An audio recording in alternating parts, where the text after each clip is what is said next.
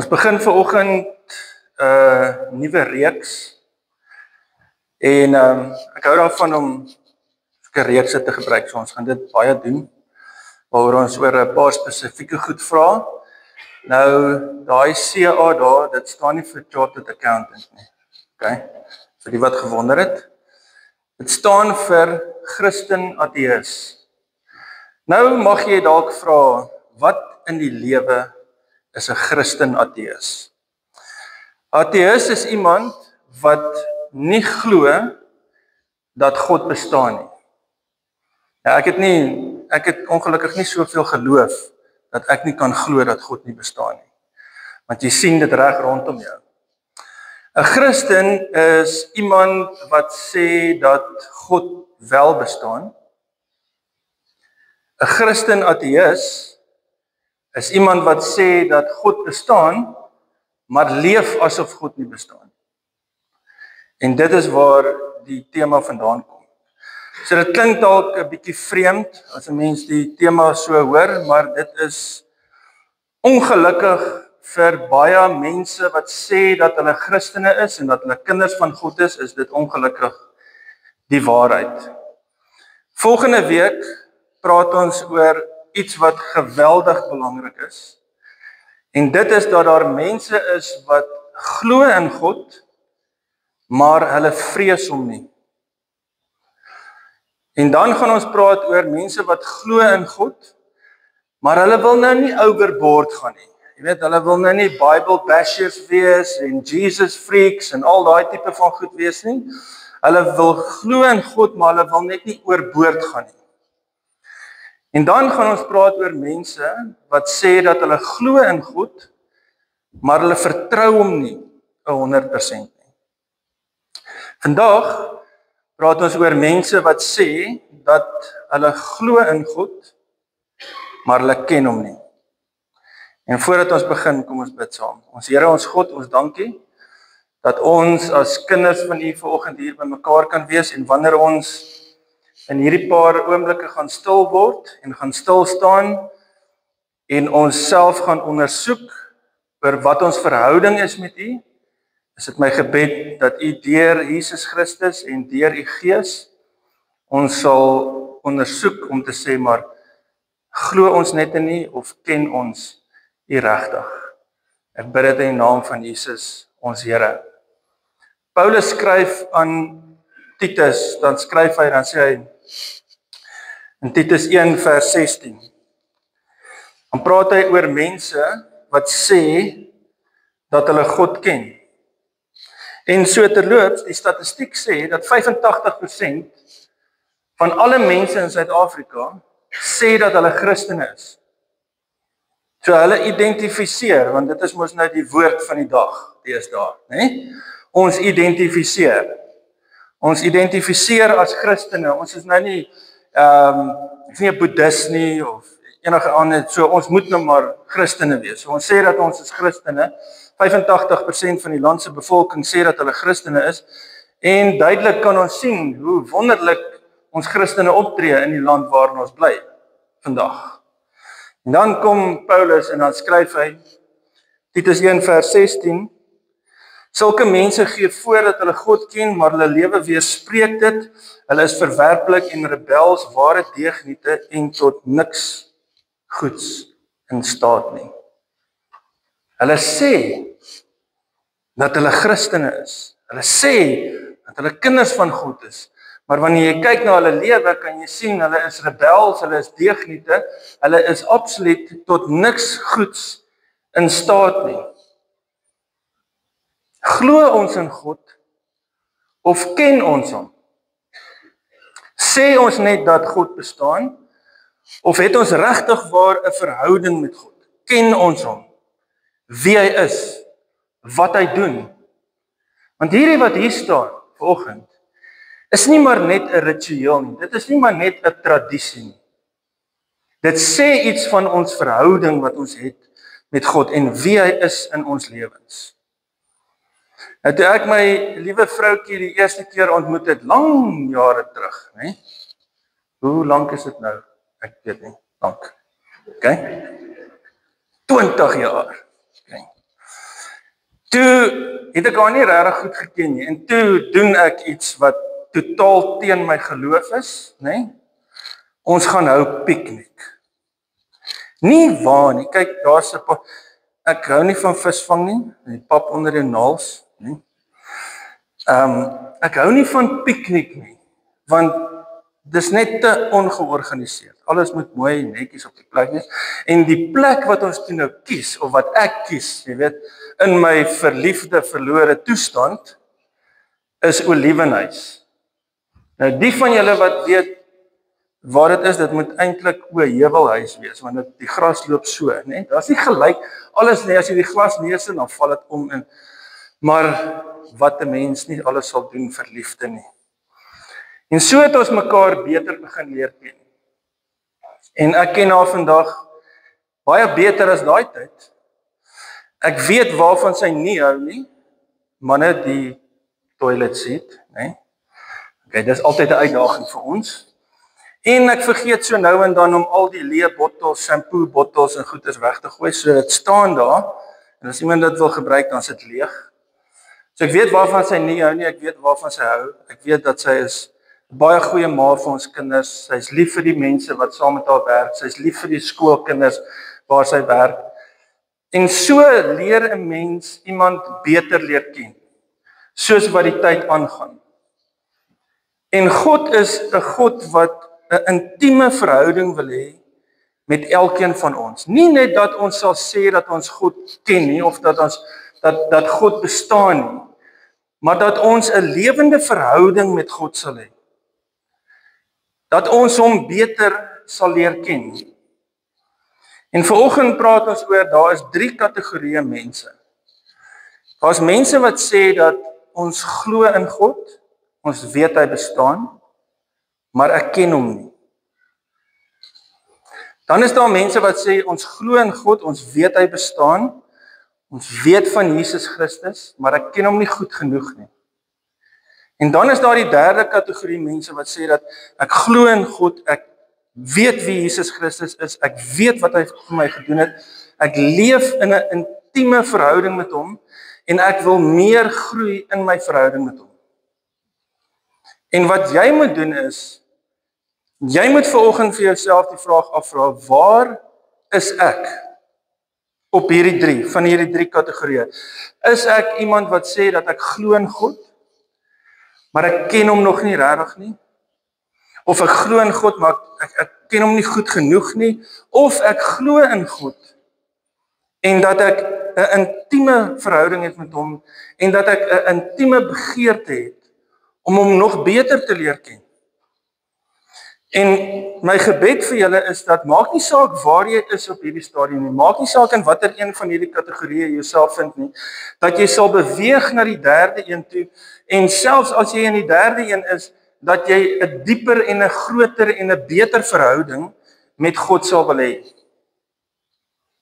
Maar die eerste gedeelte is dat daar mense is wat sê dat hulle glo in God, maar dat hulle hom nie ken nie. En wat die woord van die Here vir ons sê is dat selfs die demone glo in God, en hulle sidder van angs, maar hulle het geen verhouding met hom nie.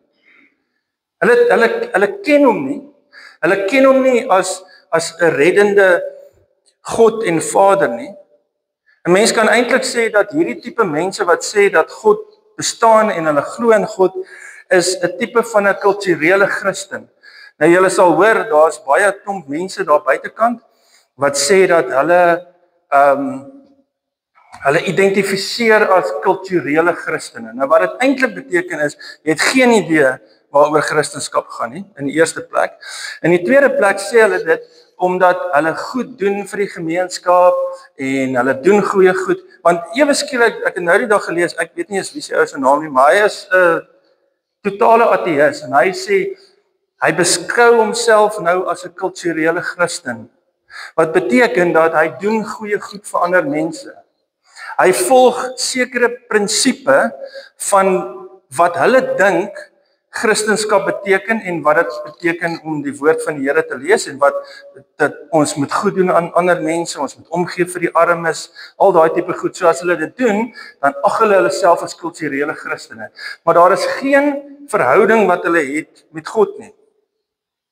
Hulle identifiseer met 'n tipe van 'n Christendom om voor te gee. En dit is waar baie mense is wat sê dat hulle Christene is. Jy weet, so ons gaan so nou en dan kerk toe, ons gaan Paasfees gaan ons kerk toe. Ons was een aand vir Pinkster was ons hier. Ons gaan Kersfees gaan ons 'n bietjie kerk toe. So ek is nie 'n boeddhis nie, ek is nie doen nie Islam nie, ek is nie Hindu nie, so ek moet eintlik 'n Christen wees as ek nou moet kies. As jy in McDonald's gebore is, beteken dit nie jy is 'n hamburger nie. Okay? As jou ouers Christene is, as jou ouers jou kerk toe gevat het, miskien is jy gedoop as 'n babietjie, of miskien het jy al hierdie goed gedoen, maar jy het geen verhouding met God nie, dan kan jy sê dat ek is 'n Christen, maar ek ken God nie. Ek glo dat God bestaan, maar ek ken hom nie. En dan sê Jesus in 1 Johannes 2 vers 3 tot 4, hy sê, en hieraan weet ons dat ons hom regtig ken. Dan skryf Johannes, hy sê, as ons sy opdragte gehoorsaam, as iemand sê, ek leef in 'n persoonlike verhouding met God, maar nie sy opdragte gehoorsaam nie, voer so 'n persoon 'n leuen lewe en het die waarheid nie 'n plek in sy lewe nie. Daar is hierdie besef dat ek glo dat God bestaan, maar daar is geen vrug in die persoon se lewe nie. Daar is geen berou as hy sonde gedoen het nie. Daar is geen begeerte om gehoorsaam te wees aan die woord van God nie. Dat dit net eenvoudig is om te sê, maar ons weet God bestaan, maar hy het geen impak in ons lewe nie. Dit is om die hemel te mis met 'n paar sentimeter, en dit is 30 sentimeter van jou kop na jou hart toe. Want mense ken die Bybel, hulle haal vir jou Bybelversies aan, hulle is so lief daarvoor, nê, om vir jou te sê, ons mag nie oordeel nie. Wat baie belangrik is, as jy die Bybel lees, is konteks en verband. Waaroor is dit geskryf? Vir wie is dit geskryf? En hoekom is dit geskryf? Dit is wat jy vir jouself moet aanvra. Enige iemand kan 'n Bybelversie aanhaal om homself te regverdig vir enigiets in sy lewe. Dis die maklikste ding om te doen. Maar wat jy as Christen moet verstaan is dat daar is 'n rede hoekom dit geskryf is. Daar is betekenis daar agter vir wie dit geskryf is en wat is die impak daarvan in jou lewe. Dat mense die hemel mis met 30 centimeter. Want hulle ken dit in hulle koppe, maar daar is geen verandering van dit wat in hulle harte plaasvind nie. Mense kan dit sê as hulle is ingelig deur Jesus, maar nog nie getransformeer nie.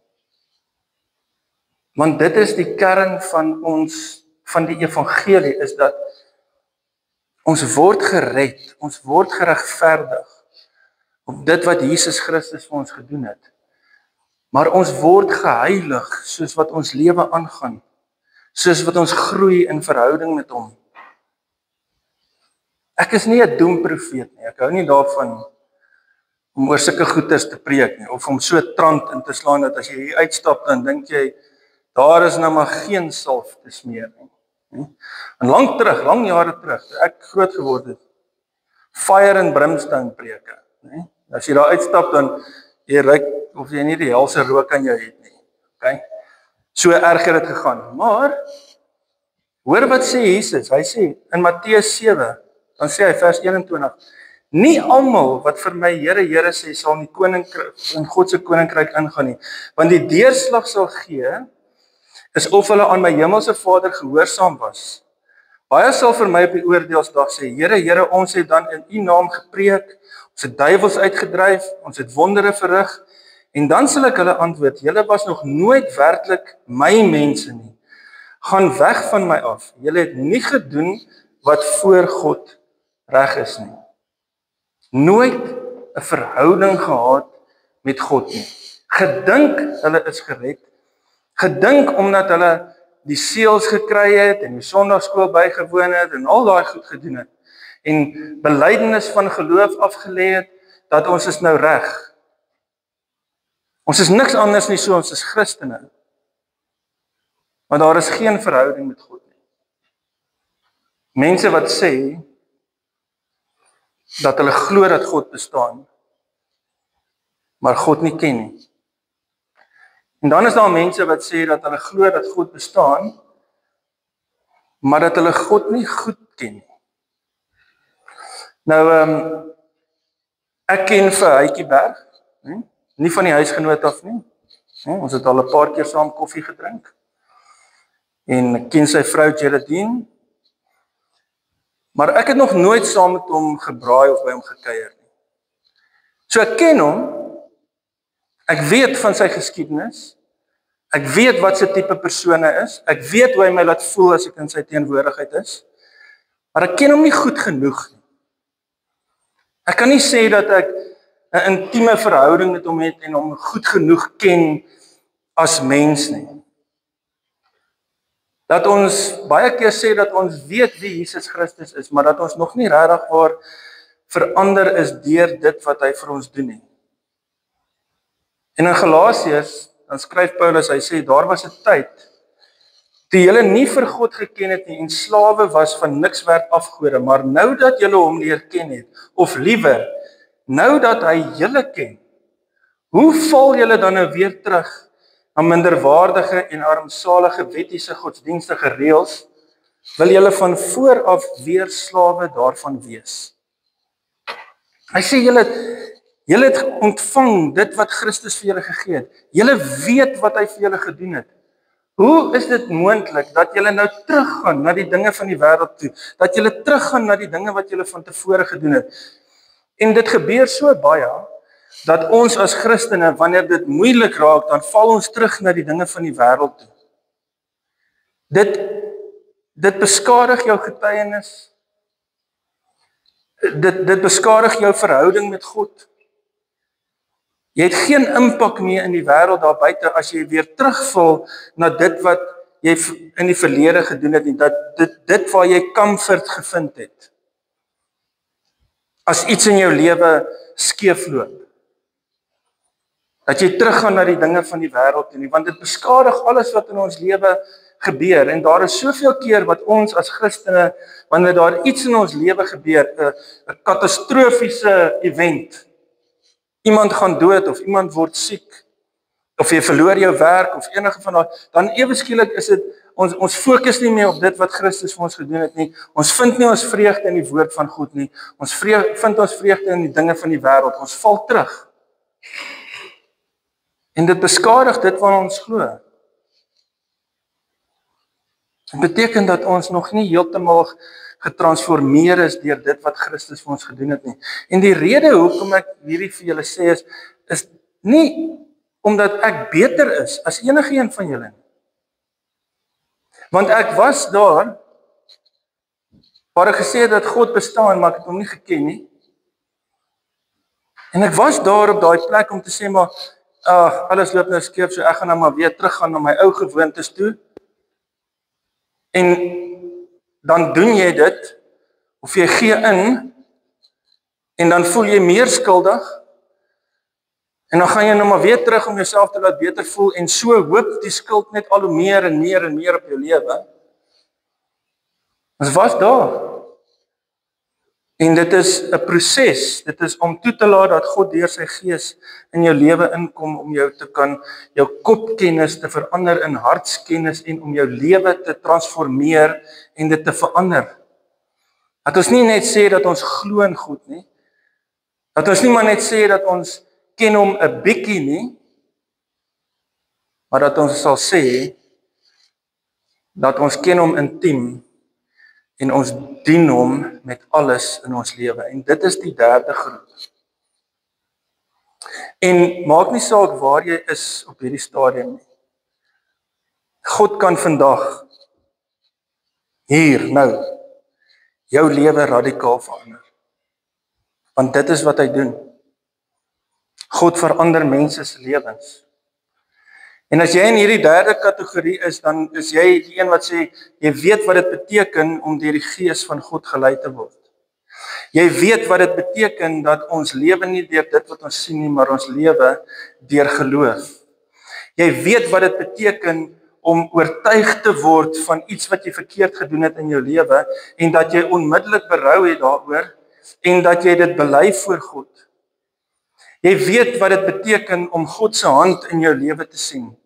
Jy weet wat dit beteken om elke oggend wanneer jy opstaan, die Here te dank vir die dag wat hy vir jou gegee het. Jy weet wat dit beteken in die aand wanneer jy by die huis kom, dan gaan dit nie oor dit wat jy gedoen het of dit wat jy bereik het vir die dag nie, maar oor dit wat God vir jou in jou lewe gedoen het. Jy weet wat dit beteken om ander woorde te hê, om 'n ander taal te kan praat wanneer jy in mense se teenwoordigheid is.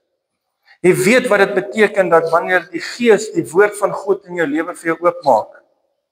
Jy weet wat dit beteken om te sê dat Jesus Christus is jou koning, dat hy vir jou gesterf het, dat hy sy lewe vir jou gegee het. Jy weet wat dit beteken om God in jou lewe te hê. Beteken dit jy's perfek? Nee. Beteken dit jy's beter as iemand anders? Nee. Dit beteken dat jy God leer ken het vir wie hy is. Dat hy jou lewe verander het. Dat jy 'n verhouding het met hom. Dat hy die belangrikste persoon in jou lewe is. Dat Christus sy lewe vir jou gegee het. Psalm 63 skryf Dawid die volgende, hy sê, ek soek na U, o God, my God. Dis nie maar net 'n God nie, dis nie maar net iemand daar buite nie. Dit is my God, dit is 'n intieme verhouding wat hy met God het. Ek smag na U soos in 'n dor en 'n droë land, 'n land sonder water. Ek wil by U in die heiligdom wees, om daar U mag en die grootheid te ondervind. Die troue liefde is meer werd as die lewe, daarom sal ek U prys. Ek sal U my lewe lank loof, my hande ophef en U naam prys. Dit is iemand wat soveel anders klink as om te sê dat ek weet God bestaan, maar ek ken hom nie, of selfs anders klink as ek weet God bestaan en ek ken hom 'n bietjie. Dit is iemand wat sê ek weet God bestaan en ek het 'n intieme verhouding en ek soek daarna om hom te dien met alles in my lewe. Ek glo nie maar net God bestaan nie. Ek glo dat hy is nie maar net 'n God nie. Hy is my God. Psalm 9 sê, daarom vertrou almal wat U naam bely op U, want U Here laat die wat na U wil vra nie in die steek nie. Hoe goed ken jy God? So as jy my bel en jy sê vir my meneer van Sail, dan bel jy waarskynlik van 'n call center af en ons gesprek is op 'n einde. OK. So miskien ken jy my as jy noem my Dominee. So jy weet ek is nou Sondag hierso en miskien waar ek werk deur die week.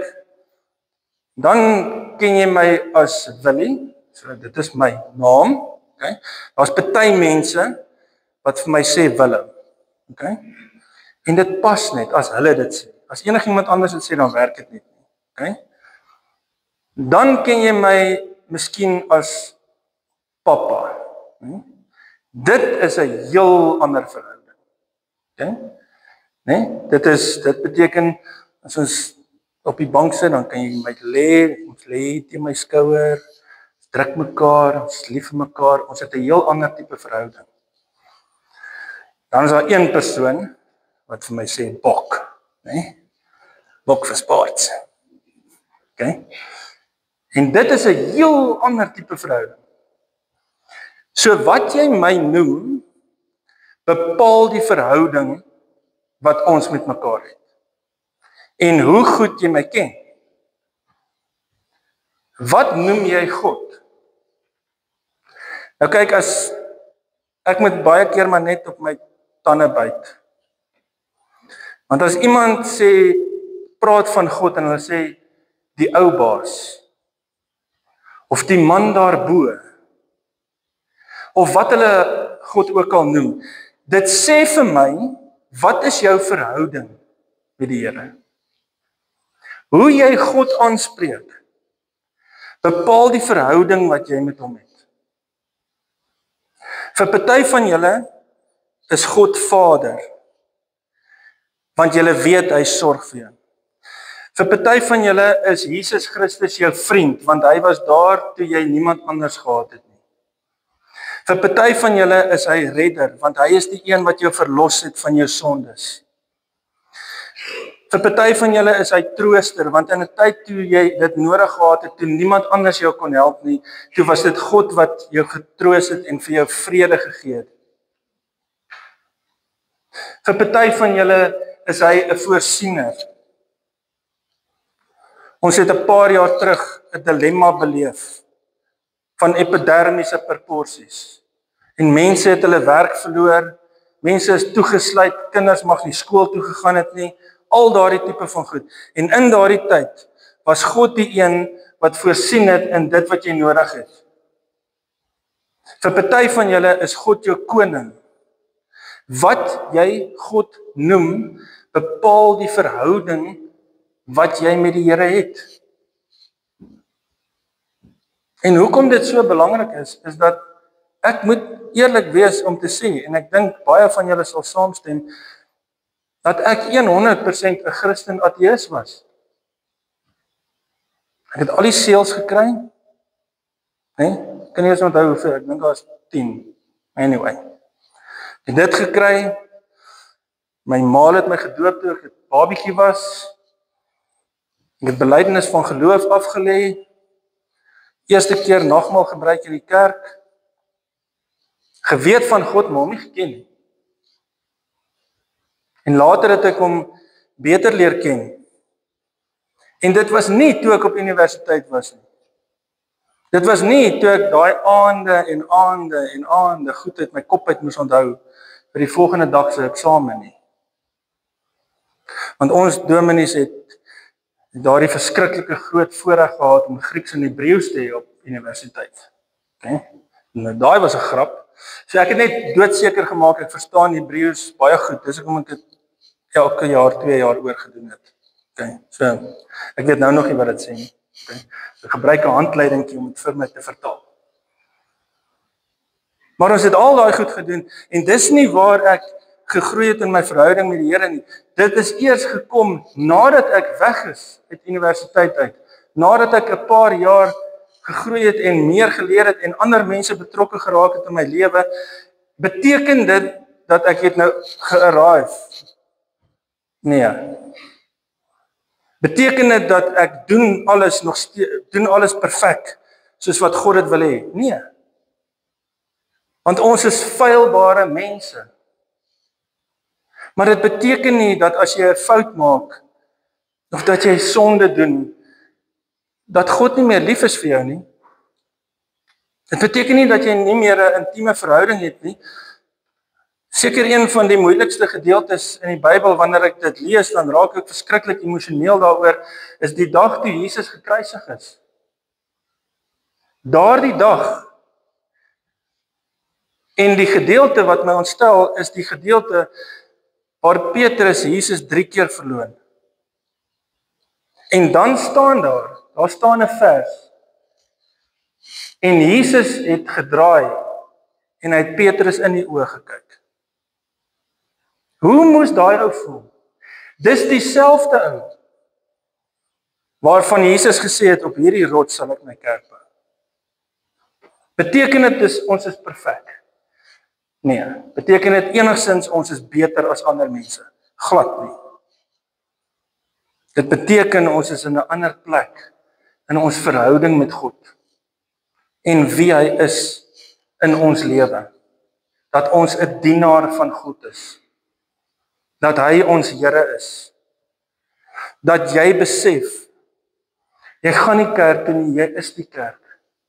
Dat jy besef, dat die gemeente het nie maar net 'n dominee of 'n pastoor of 'n leraar nie, maar jy is daardie dominee of pastoor.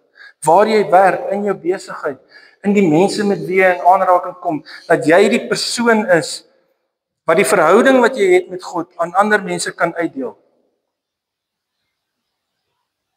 En wanneer ons in 'n intieme verhouding is met God, wanneer ons God ken, en slegte goed gebeur met ons.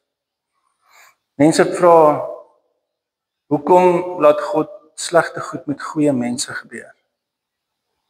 En dis 'n topik vir 'n ander dag. Maar partykeer dan sê ons maar, as God so is, dan hoe kan ek hom vertrou? Wanneer jy 'n intieme verhouding het met God, dan loof en dien jy God, nie vir wat hy doen nie, maar vir wie hy is. Dat hy 'n God van liefde is, wat sy seun vir ons gegee het.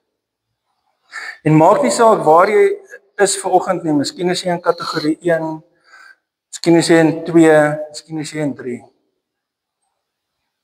Maar God het jou lief, en hy gee om vir jou. En daarom wil ek hierdie gebed vir julle bid, Efesiërs 1 vers 17. Ek bid dat die God van ons Here Jesus Christus, die Vader aan wie die heerlikheid behoort, deur sy Gees aan julle wysheid gee, om hom so aan julle openbaar, dat julle hom werklik kan ken. En dit is my gebed, dat jy God sal ken. En hier waar ons vanoggend die nagmaal gaan gebruik,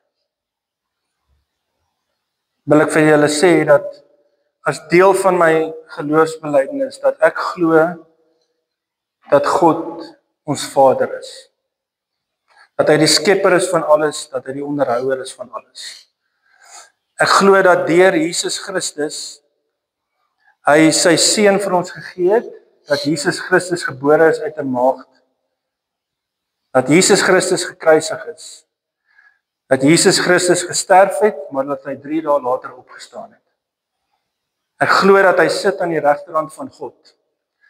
Ek glo dat alles wat in hierdie lewe bestaan, God die Vader aan hom onderwerp het.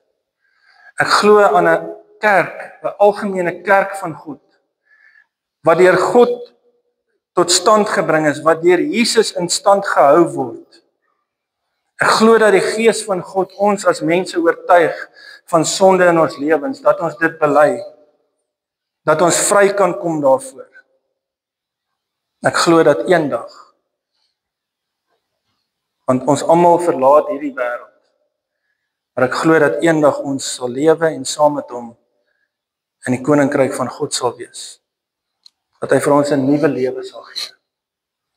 En waar ons vanoggend hierdie nagmaalgeleentheid gaan gebruik, wil ek hê dat julle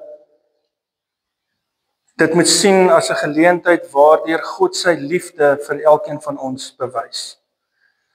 Dat Jesus Christus sy lewe vir ons gegee het. Dat hierdie tekens wat ons gebruik, dat dit ons herinner aan die goedheid en die genade en die liefde van God. Dat hy vir jou omgee. Dat hy wil hê dat daar 'n verhouding moet wees tussen jou en tussen hom. En dat ons hierdie geleentheid moet sien as 'n geleentheid om ons verhouding met God net groter te kan maak. In Markus hoofstuk 14, dan lees ons daar, sorry, ek het hom nie vir jou gestuur nie. Markus hoofstuk 14, terwyl hulle eet, het Jesus die brood geneem en die seën gevra. En hy het dit gebreek en vir hulle gegee met hierdie woorde: neem dit is my liggaam. Toe neem hy 'n beker en nadat hy die dankgebed uitgespreek het, het hy dit vir hulle, gee dit vir hulle en hulle het almal daaruit gedrink. En hy sê vir hulle: dit is my bloed. Die bloed waardeur die verbond beseël word en wat vir baie mense vergiet word. En dan sê hy: dit verseker ek julle, ek sal nie weer wyn drink tot op daardie dag wanneer ek die nuwe wyn in die koninkryk van God sal drink nie. Dit was 'n geleentheid, die laaste geleentheid wat Jesus saam met sy disippels was. En hy het uitgesien na daardie geleentheid, want dit was die mense vir wie hy die liefste was. En dan sê hy vir hulle: die brood is 'n teken van sy liggaam wat gebreek is. Ons lees in die woord van God dat daar gesê word dat dit was so erg, dat die mense hom nie eers meer uitgeken het nie. Ek dink nie ons besef dit wat Christus deurgegaan het nie. Ek dink nie ons besef altyd hierdie konsep van, ja, ons sien Passion of the Christ en ons sien dit wat daar uitgebeeld word, maar sy liggaam is alles wat jy in jou verlede gedoen het, alles wat jy vandag gedoen het. Want jy het vanoggend 7 uur wakker geword en daar het 10 en iets deur jou kop gegaan totdat jy by die kerk uitgekom het. En alles wat jy verkeerd gaan doen môre en die dag daarna is op Christus geplaas. Hy is ons plaasvervanger. Hy is die een waarna God gekyk het en al ons sondes op hom geplaas het. En dat Jesus gevra het, maar as dit moontlik is, vat dit vir my al weg, want hy het geweet. Hy het geweet wat is op pad. En nogtans het hy gesê, nie u wil nie. Nie my wil nie, maar u wil. Dat hy gedoen het dit wat God vra. En daar was 'n oomblik, toe Christus gesê het, my God, hoekom het jy my verlaat? Want God kan nie na sonde kyk en niks daaraan doen nie. God is te heilig vir dit. God kon nie na Christus kyk nie, want al die sondes van my en van jou was op Christus geplaas. En sy liggaam het alles gedra. Sy liggaam het alles gedra wat ons het. En die beker, die bloed, die wyn wat Jesus vir sy disippels gegee het, is 'n teken daarvan dat ons skoon gemaak is. Nie net het ons sondes en alles wat ons gedoen het op Christus geplaas nie. Nie net is al die oordeel en al die onreg van ons lewens op Christus geplaas nie, maar daar het iets anders plaasgevind. Nie net is die sondes geplaas op iemand wat totaal onskuldig is nie, maar die onskuld van Jesus, die regverdigheid van Jesus, is op ons geplaas. Daarom noem God ons die heiliges. Dat ons geregverdig is. Dat ons sondes op Christus geplaas is. Maar dat sy bloed, wat alles skoon maak, wat alles wegvee, wat alles sondes wegneem en vergewe, op ons geplaas is. Sodat ons vry kan wees en regverdig kan wees. En wanneer julle nou, ek wil vir julle 'n paar minute gee, sit by mekaar en bedien mekaar met die nagmaal. Kom as gesinne by mekaar en wanneer julle die brood neem en die wyn drink, dat julle sal onthou dit wat Jesus Christus vir julle gedoen het. Ek wil net hoor, het almal van die wyn en die brood gekry? Is daar iemand wat graag uit die beker uit wil drink? Okay, goed.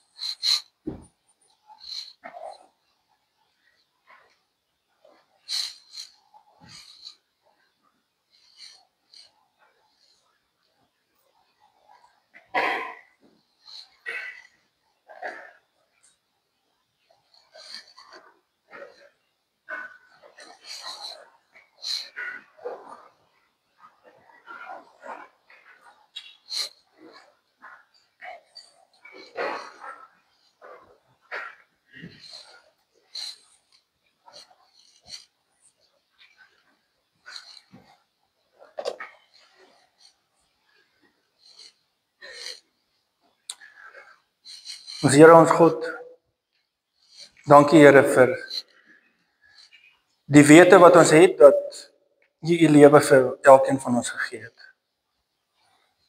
Dat ons in 'n regte verhouding met U kan wees. En Here, help ons ook dat ons op 'n plek sal kom waar ons besef dat ons kan groei in ons verhouding met U.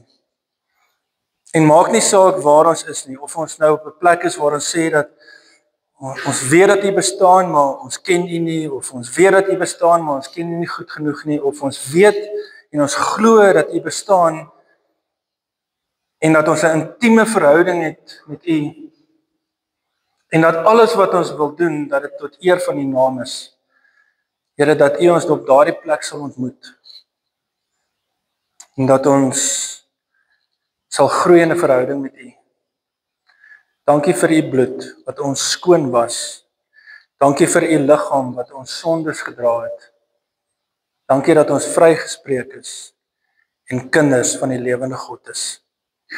Ek bid dit in die naam van Jesus, ons Here. Amen.